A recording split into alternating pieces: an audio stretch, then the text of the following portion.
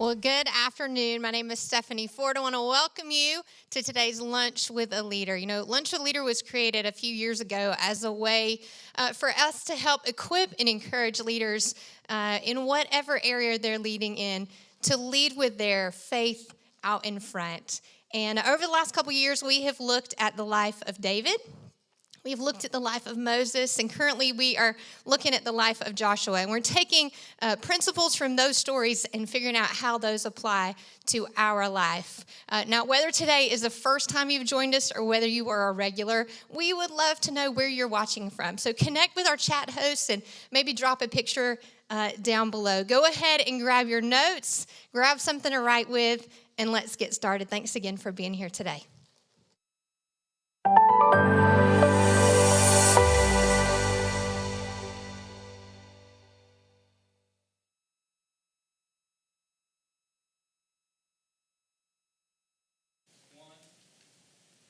Well, it is so good to see you today. If I've never met you before, my name is Mike, and it is a joy to get to be on this leadership journey with you. I know that you're tuning in and watching today because you're trying to do what I'm trying to do, and that's trying to figure out how to be the best leader you can be in the space and the place that God's put you.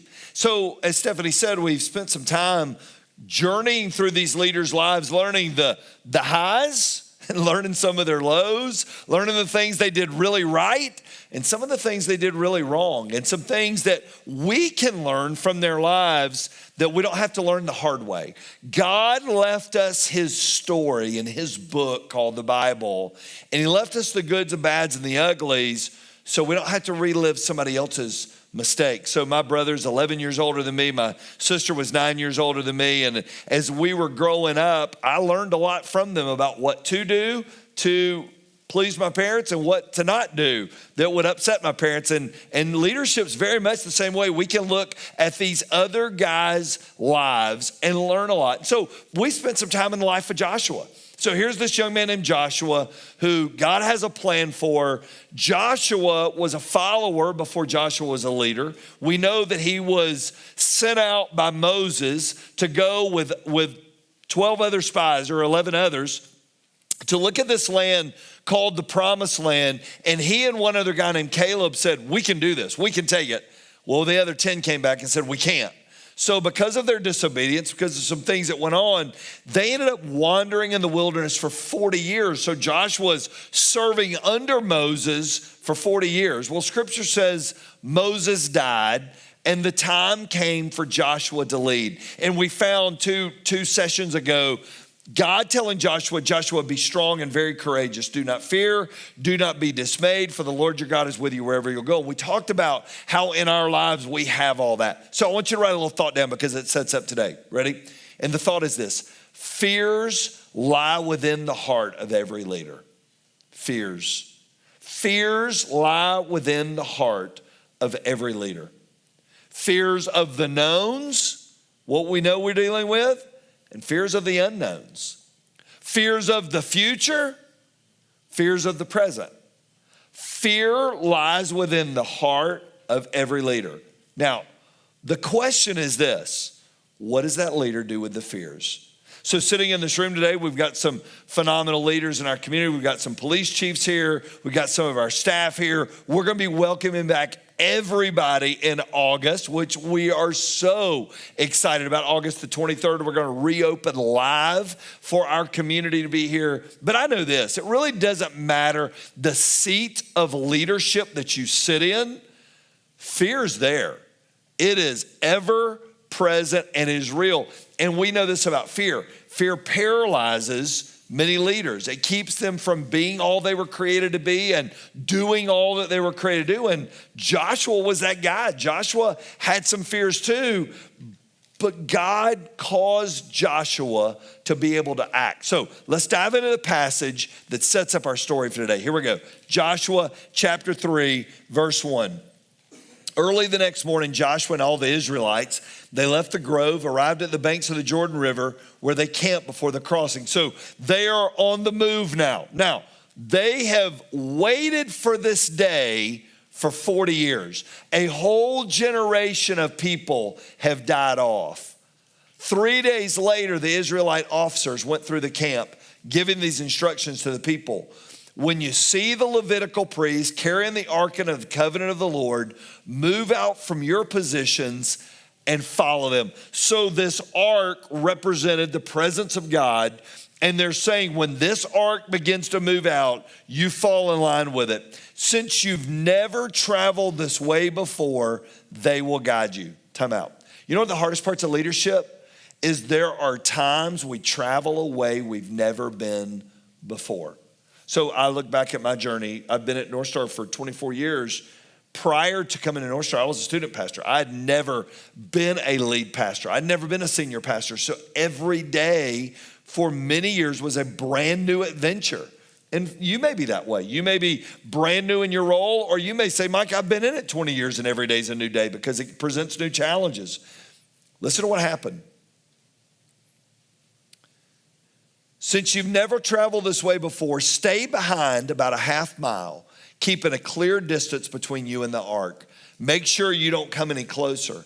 Then Joshua told the people, purify yourselves or consecrate yourselves, for tomorrow the Lord will do great wonders among you. So basically Joshua was telling them, get yourself spiritually prepared for the journey ahead, because God's got something in this journey. In the morning, Joshua said to the priests, lift up the ark of the covenant, lead the people across the river. And so they started out and they went ahead of the people. The Lord told Joshua, today I will begin to make you a great leader in the eyes of all the Israelites. They will know that I'm with you, just as I was with Moses. So we presuppose from this that up until this point, people were still wondering who Joshua was. He wasn't Moses, right? Give this command to the priests who carry the ark. When you reach the banks of the Jordan River, take a few steps into the river and stop there. Now, what's interesting about the Jordan River, we learned from this passage, was it was at flood stage. So it was spilling over its banks. It wasn't calm. It wasn't a nice day. So basically it was talking to Joshua going, listen, you need to tell them they're going to walk into something that looks impossible. So Joshua told the Israelites, come listen to what the Lord your God says. Today you'll know that living God's among you. He will surely drive out those that lied on the other side, the Canaanites, the Hittites, the Hivites, the Perizzites, the Girgashites, the Amorites, the Jebusites. Look at the Ark of the Covenant, which belongs to the Lord of the whole earth, and it will lead you across the Jordan River. Now, choose 12 men from the tribes of Israel, one from each tribe. The priest will carry the ark of the Lord of all the earth. As soon as their feet touch the water, the flow of the water will be cut off upstream, and the river will stand up like a wall. So the people left their camp across the Jordan, and the priests who were carrying the ark and the ark of the covenant went ahead of them. It was the harvest season, and the Jordan was overflowing its banks. But as soon as their feet of the priest touched the river, the water began to back up a great distance away at a town called Adam. And the water below that point flowed onto the Dead Sea until the riverbed was dry. Then all the people crossed over near the town of Jericho. Meanwhile, the priests who were carrying the Ark of the Lord's covenant, they stood on dry ground in the middle of the riverbed as the people passed by. They waited there until the whole nation of Israel crossed the Jordan on dry ground. So I want you to write down our first little thought today before we get into our points. Joshua had to conquer the land of Cant before he ever conquered the land of Canaan. He had to conquer the land of Cant before he ever conquered the land of Canaan. Many times our vision for our organization, our lives, our families, the people that we work with, the community that we serve, many times that vision never gets executed because of all the can'ts that stand in between. And you know what can'ts are tied to? They're tied to fears. Because the greater the fear, the greater the vision, the greater the potential that we don't ever do it. So rather than me just talk about it, on an upcoming podcast that's going to come out in another month or two, I got to sit down with a great leader named Daniel Hark. Daniel leads an organization called Building Champions. He works with CEOs from every company that you know of from commercials and just life. He works with the biggest and the best as a mentor and a coach. And today we spent a little bit about talking about the perspective of vision. Listen to what Daniel had to share. Check this out, would you?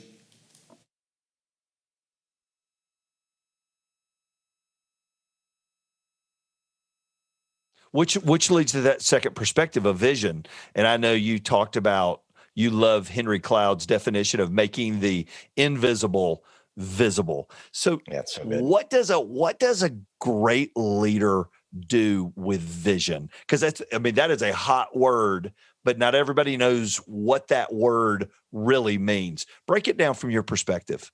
Yeah. So I was on a podcast earlier today, and the host said, give us your definition of vision, because every leader has a different definition of vision. That's right. And I said, oh boy, I said, if you could just be a fly on the wall in all of the executive team and boardroom meetings I've had around vision with teams and leaders over the last 25 years, it's always fun.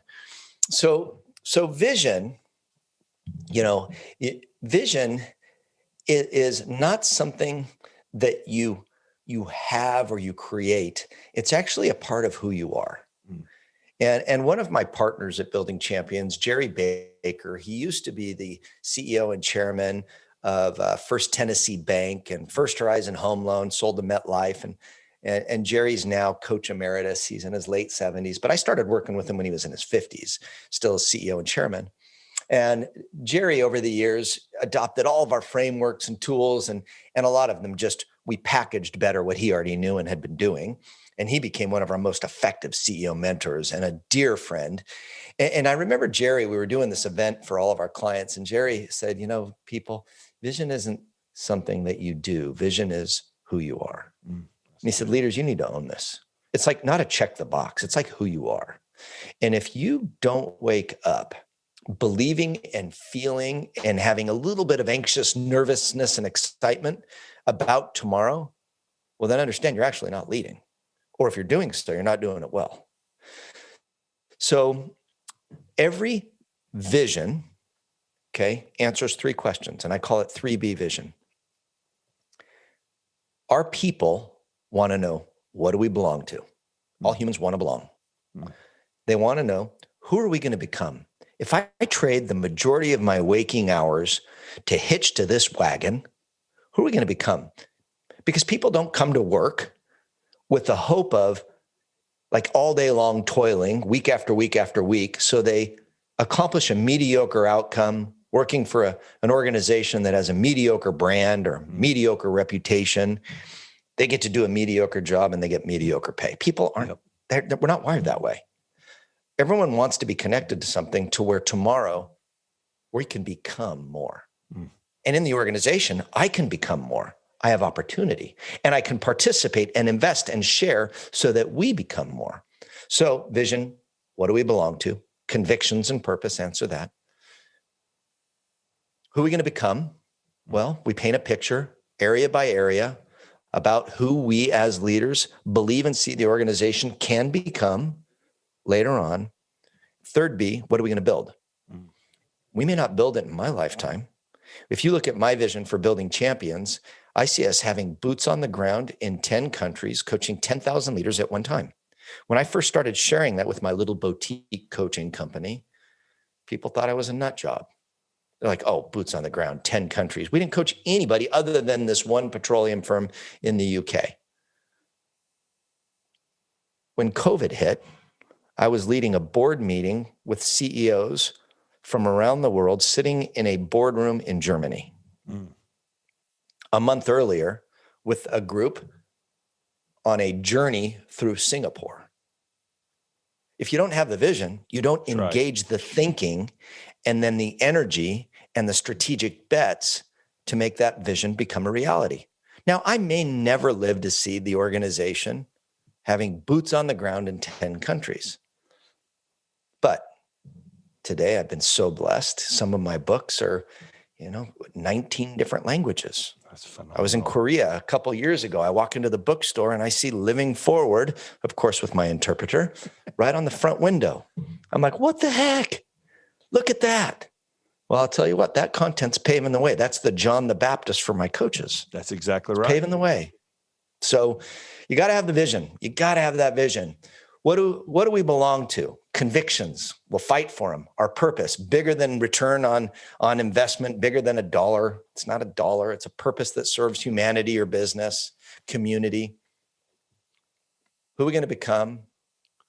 It's worth sacrificing for. I like this journey. I want to go where you want to go. And then what are we going to build? Whew, that's going to be God's size. But let's go for it and take some risks. You know, I think about what Daniel shared, and it was so good. It's so spot on, because I think lying within the heart of Joshua, that vision had been there for 40 years. Remember, he saw it before Moses ever saw it. And when God tapped Joshua on the shoulder and said, you're going to be the leader, I think Joshua already had a picture of what they could become, what they could belong to, and what they could build. So what are lessons we learn from Joshua in this story? I think we learned a couple. Number one, we learned to stay back. We learned to stay back. This is interesting now for a leader. We've got to learn to stay back. And here's the parenthesis I want you to put out beside it. And let God lead. And let God lead. I think in the heart of every leader is a drive to be our best. So sitting to my right are these police chiefs. Most of them, if you were to give them the DISC profile, the DISC, if you've ever done it before, D is the dominant leader. They're the driver. Most of them would score a D, right? They'd be charging, they'd be out front. One of the hardest things to do as a leader is to slow down and let God lead, and we take the background. I remember going through spiritual leadership coaching course by the Blackaby organization. And they talked about how this large company had brought in the Blackaby organization to lead a visioning workshop for their company, and said, Richard Blackaby told the story. He said, my dad, Henry Blackaby, wrote Experiencing God, went walking in, and they walked in this room, and it was covered in white sheets that they had filled out on ideas for visions and ideas for dreams and ideas for all these things. And they walked in the room, and Dr. Henry Blackaby said, well, this looks great. Did you pray about any of this? And the CEO went, well, no. We just sort of dove into the meeting and we didn't. He goes, well, then God's done it, and went and took every one of them and ripped them up, put up a blank sheet. And he said, let's let God lead us, and then we'll craft the vision. Well, it's very similar to what we learn in this passage. Look at what he said in Joshua 3. When you see the priest carrying the Ark of the Covenant of the Lord, move out from your positions and follow them. So the Ark of the Covenant went ahead of them, right? They followed behind it. Up until this point, the God's presence stayed in the middle of the people. But now as they began to go, it led the people. It's not just the possession of Christ, but the position of Christ in our lives that counts. It's not just that we know him, but does he lead our lives? Is he on a shelf till next weekend when we pick up our Bible to go to church? Or is this who we are with every day, and we go, I'm going to follow him? Monday to Saturday. We were just on a call early this morning with some baseball scouts and coaches, and one of the guys said, the reality is when we lock eyes with Jesus every day and we put him out in front, we become the leaders God created us to be, because we're following him, not following our own agenda. Because the truth is, we all have our agenda. We have the way we like to do it. We have the way that we're comfortable do it. I want you to write this little thought down. Great leaders never stop being great followers. Great leaders never stop being great followers of the Lord and of others. These leaders were getting a great picture of what was going to make this thing work. And what was going to make it work was God's presence leading, and then we're behind it following. So it begs the question, why do we get that out of order? Well, I think there's a lot of reasons we get it out of order. We get it out of order because we're in a hurry. We are trying to move up. God, have y'all noticed that God's not on your timetable and he's not on your list of I got to get it done by 4 o'clock today? His timing's a little different than our timing. To ensure they wouldn't walk ahead of the Lord, they were instructed to stay a half mile back. Isn't that interesting? Stay a half mile back. Because God knew they couldn't do it if they didn't stay back. And neither can you. One of the greatest mistakes you'll ever make in your life is getting ahead of the Lord. You just are urgent. It's got to be done now. We didn't pray about it. We didn't seek the Lord about it. And listen, we can name a million things here at North Star. We totally lived this out where we just got the cart ahead of the horse. We just got it all out of whack and we really messed things up.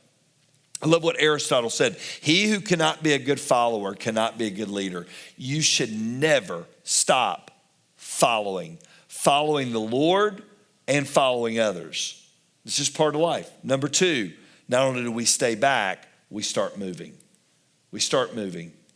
It was harvest season. And the people were fearful because the banks of the river were overflowing. But I want you to look at the passage. But as soon as the feet of the priests who were carrying the ark touched the water at the river's edge, the water above that point began backing up. All right, so I want you to pause there. The miracle didn't happen till they got in the water. It didn't happen while they were back in the camp. God goes, well, I'm going to make it easy. No, it happened when they got in the water. The water didn't recede until the priest carrying the ark stepped into the water and got their feet wet. And there's a great principle of this. A miracle's not a miracle without an impossibility, right? So no matter what it is, you may be looking at your organization going, okay, I've prayed about it and I've sought the Lord about it and I need something great to happen. Well, somebody has got to step out on that water. We've got to allow God to lead us and we've got to be willing to step into treacherous, risky situations. The power of God is seen after we step out and obey. Typically not before.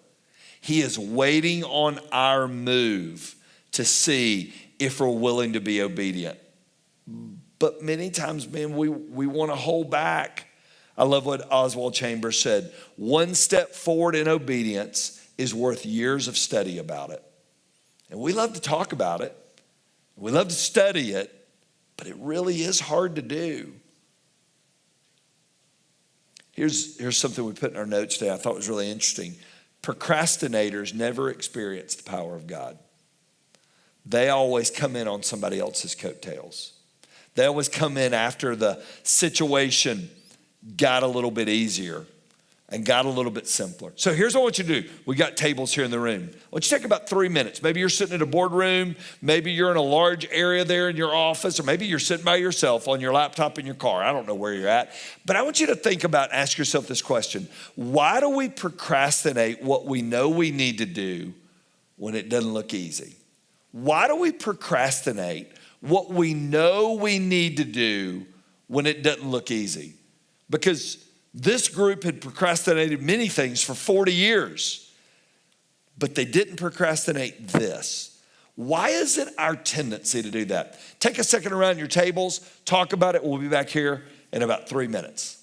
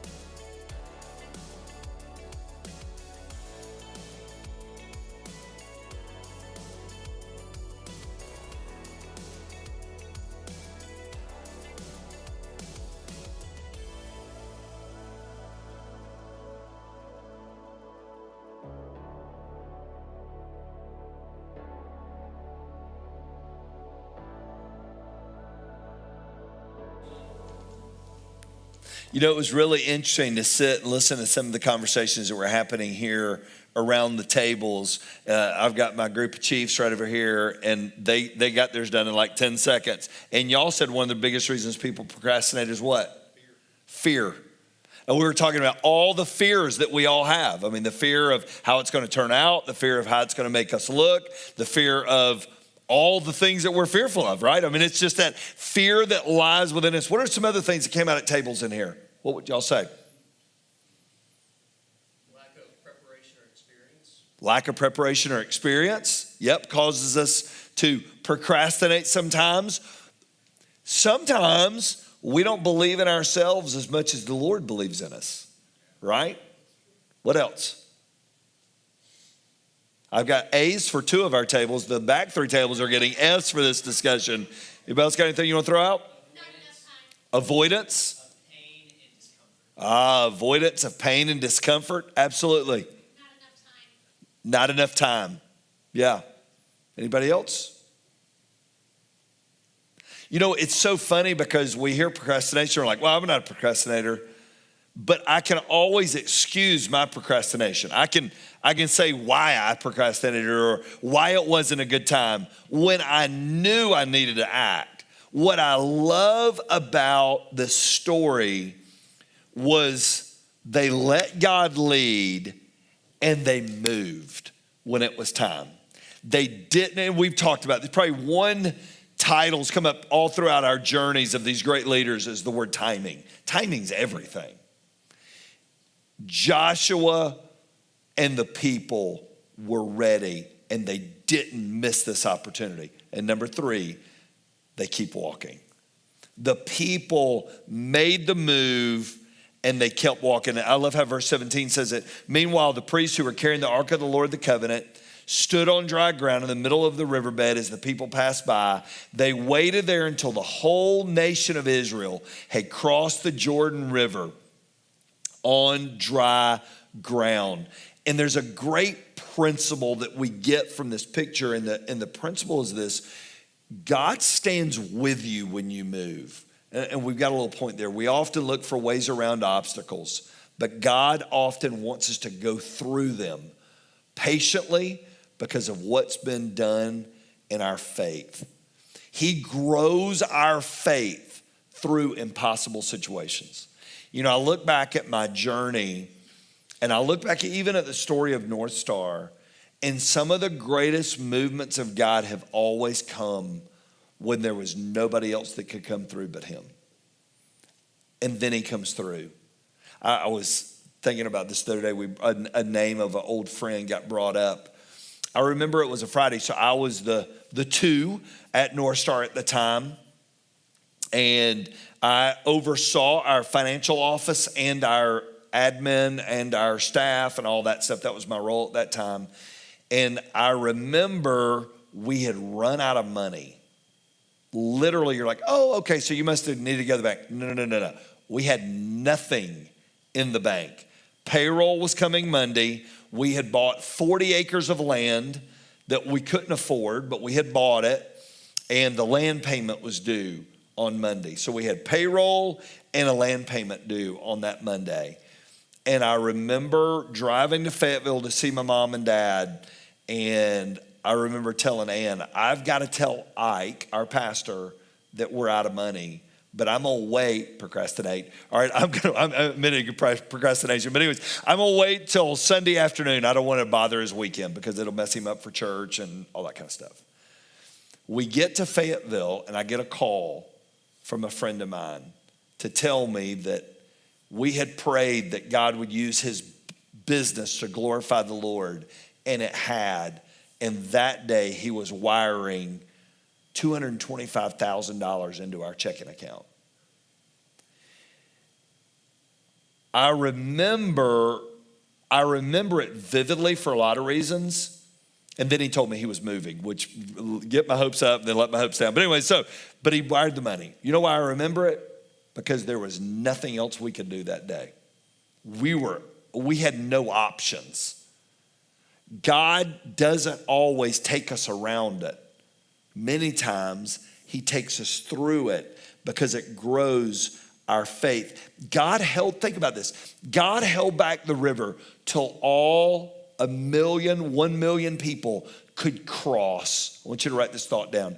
God's greatest victories in our lives usually aren't quick and easy. They usually take time and they're difficult. What's interesting about that story is those same priests were going to grab stones. We're going to talk about this when we get back together in August. Memorial stones of God's faithfulness from the bottom of that riverbed where it was dry, and they took them to the other side. You know why they kept the stones? So they could tell their children and their grandchildren of God's faithfulness. You think of Shadrach, Meshach, and Abednego. We just talked about them the other week in church. These 3 young kids that King Nebuchadnezzar is going to throw in the fire. Well, they didn't get to go around the fire. They had to go through the fire. But you know what you found when they went through the fire? Nebuchadnezzar said, while those 3 young men are in the fire, there's one in there that looks like the Son of God. And the presence of God was with these young men in the middle of the fire. And here's what I'll tell you today as a leader. He's never going to leave you alone. And he's going to walk through it with you. Keep him out in front. Keep moving. And keep walking. One of the greatest mistakes, we were talking up front here a second ago, I wonder how many great things have never gotten accomplished because somebody gave up. They didn't make it to the finish line. They gave up when it was darkest before the dawn on their marriage, on their kids, on their family, on their business, and they move on and the next person comes in and great things happen. You know why? Because they were on the verge of great things, but they didn't stay long enough to see it through. You know what I will tell you that I know is true about everybody sitting in this room and everybody sitting on the other side of this lens, and this is what I know to be true. There's a dark night in every leader's soul. And there's a night that you don't know if you can keep going. This story is the story of a people who for 40 years had missed their opportunity. But when Joshua's time came, he stepped to the plate, he let the Lord lead, he moved them out, and the people kept walking. Joshua was no smarter than Moses. He was no better than Moses, except Joshua was ready for the task. If God put you where he put you, you're ready too. Here's my challenge. Believe in you, in yourself, like God believes in you, and follow him. Can I pray for you? Let's pray. Father, today I pray over each of the leaders that have tuned in or are sitting in this room. God, I know this. It's not an accident they're doing what they're doing. It's not by chance they're where they are. God, you put them there for a reason bigger than them. God, may they believe in themselves like you believe in them. You've put your power in them. You've put your hand on them. Now use them. So God, today I pray for them. God, I pray that they will conquer the land of Cant before they ever get the land of Canaan. And so God, use them today. God, I pray we take, as leaders, we take territory for you today.